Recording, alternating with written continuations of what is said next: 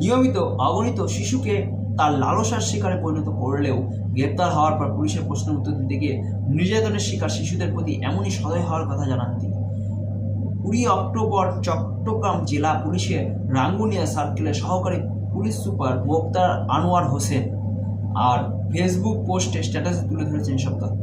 তিনি লিখেছেন, মাদ্রাসার হোস্টেলের ইনচার্জ হিসাবে দায়িত্ব থাকার সুযোগ নিয়ে ভাবিতে দেখি অনেকের শিশু ছাত্রকেই নিয়মিত বিছনায় সঙ্গী করে সে। ঘটনা সংক্রান্তে প্রাথমিক অনুসন্ধান চালাতে গিয়ে যা বের হয়েছে তা শিউরে উঠবেন যে কোনো মানুষই।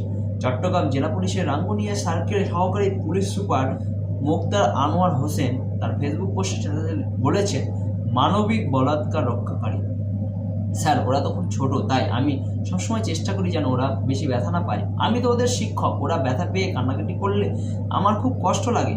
ভাষ্যটি চট্টগ্রামের একটি মাদ্রাসা শিক্ষক নাছির উদ্দিনের। নিয়মিত অগণিত শিশুকে তার লালসার শিকারে পরিণত করলেও গ্রেপ্তার হওয়ার পর আমাদের প্রশ্নের জবাব দিতে নিজেদের প্রতি এমনই সদয় তিনি।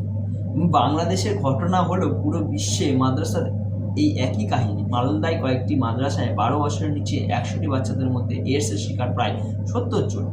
জিহাদ আর ধর্ষণ ইসলামের সবচেয়ে গুরুত্বপূর্ণ প্রধান স্তম্ভ।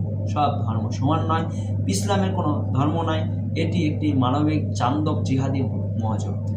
পাংচারওয়ালা আব্দুল আর প্রাক্তন উপরাষ্ট্রপতি হামিদ আনসারি একই মানসিকতার জিহাদি।